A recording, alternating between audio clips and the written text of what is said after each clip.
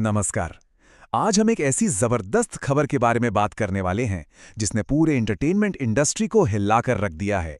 एक ऐसी डील जो हॉलीवुड का चेहरा हमेशा के लिए बदल सकती है। जी हाँ, खबर पक्की है। नेटफ्लिक्स ने ऑफिशियली अनाउंस कर दिया है कि वो वार्नर ब्रदर्स को खरीद रहा है। ये वाकई में एक बहुत बहुत बड़ी खबर है। तो चलिए इसे थोड़ा आसान भाषा में समझते हैं कि आखिर इसका असल मतलब क्या है।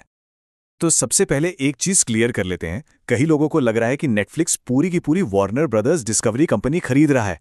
नहीं, ऐसा नहीं है।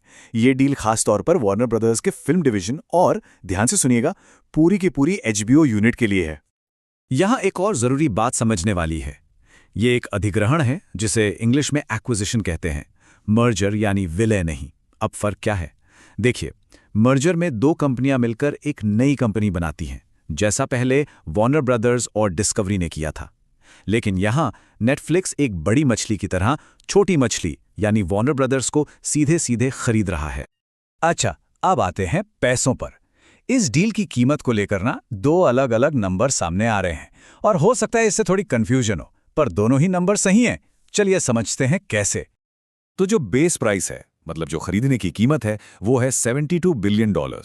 ये वो पैसा है जो नेटफ्लिक्स वार्नर ब्रदर्स के शेयर होल्डर्स को कैश और अपने स्टॉक के रूप में देगा। लेकिन फिर ये $83 बिलियन का आंकड़ा कहां से आया? वो जो एक्स्ट्रा 11 बिलियन है वो दरअसल वार्नर ब्रदर्स का मौजूदा कर्ज और देनदारियां हैं। तो नेटफ्लिक्स कंपनी के साथ साथ उनका कर्ज भी अपने सिर ले रहा है। इसलिए डील की टोटल वैल्यू बन जाती है $83 बिलियन। पैसों की बात तो हो गई। अब आते हैं उस सवाल पर जो हम सबके लिए सबसे ज्यादा जरूरी है।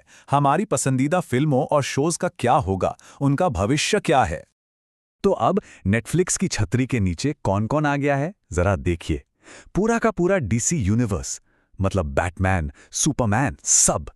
हैरी पॉटर की जादुई दुनिया, Lord of the rings, game of thrones, और सिर्फ इतना ही नहीं, एचबीओ की पूरी लाइब्रेरी।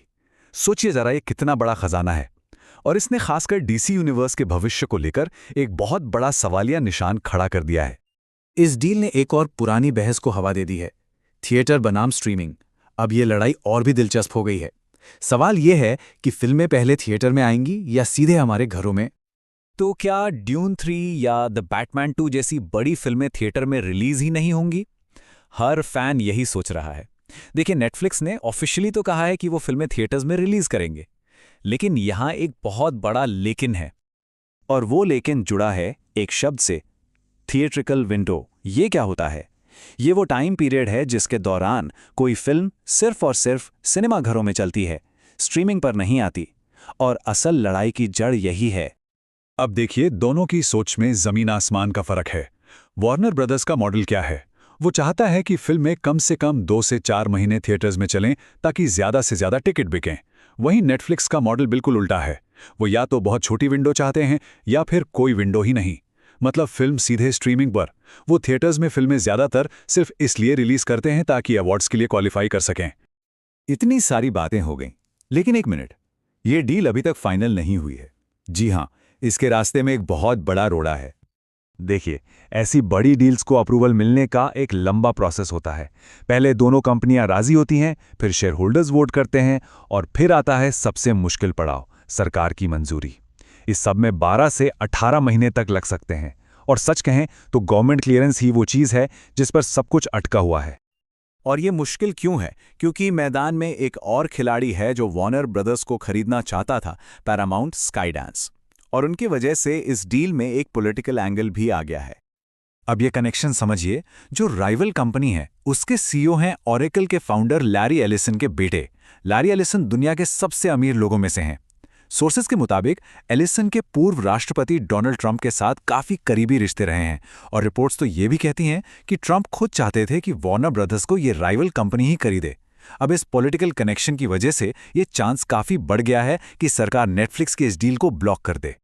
चलिए एक पल के लिए इस डील की मुश्किलों को भूल जाते हैं और बड़ी पिक्चर देखते हैं। ये डील हॉलीवुड के बिजनेस मॉडल में एक बहुत बड़े बदलाव की तरफ इशारा करती है। ये दिखाती है कि एक ट्रेडिशनल स्टूडियो और नेटफ्लिक्स जैसी स्ट्रीमिंग कंपनी के पैसे कमाने के तरीके में कितना गहरा अंतर है। इसको ऐसे समझिए, वार्नर ब्रदर्स का फंडा सिंपल है, अच्छी फिल्म बनाओ तो टिकट बिकेंगे और पैसा आएगा। मतलब हर एक फिल्म का अच्छा होना जरूरी है। वही नेटफ्लिक्स का फंडा अलग है। उनके लिए जरूरी यह है कि लोगों को ये लगे कि उनका monthly subscription value for money है। कोई एक फिल्म बुरी भी हो तो ज्यादा फर्क नहीं पड़ता।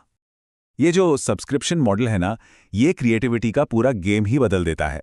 नेटफ्लिक्स तब तक कमाता है जब तक हम जैसे सब्सक्राइबर्स को लगता है कि हाँ, इस प्लेटफॉर्म पर देखने के लिए बहुत कुछ है। कमाल की बात तो यह है कि कोई बुरी फिल्म भी अगर खूब चर्चा में आ जाए तो वो नेटफ्लिक्स के लिए फायदेमंद हो सकती है, क्योंकि उससे नए सब्सक्राइबर्स जुड़ते हैं। और इसी से जुड़ी एक चौंकाने वाली बात सामने आई है। एक रिपोर्ट के मुताबिक कथित तौर पर यह कहा जाता है कि कैरेक्टर जो सोच रहा है उसे डायलॉग में बुलवा दो, ताकि लोग फोन चलाते चलाते या कोई और काम करते हुए भी फिल्म को बैकग्राउंड में सुन सकें। अब ये सब्सक्रिप्शन मॉडल के लिए तो शायद ठीक है, पर सिनेमा की कला के लिए ये कितना सही है? और यहीं हम एक बड़ा और शायद थोड़ा परेशान करने वाला सवाल छोड़ जाते हैं। क्या हॉलीवुड में हो रहे इस बड़े बदलाव का अंजाम ये होगा कि शानदार, यादगार फिल्मों की जगह ऐसा कंटेंट ले लेगा जो सिर्फ बैकग्राउंड नॉइज बनकर रह जाए? ये एक ऐसा सवाल है जिसका जवाब आने वाला वक्त ही देगा।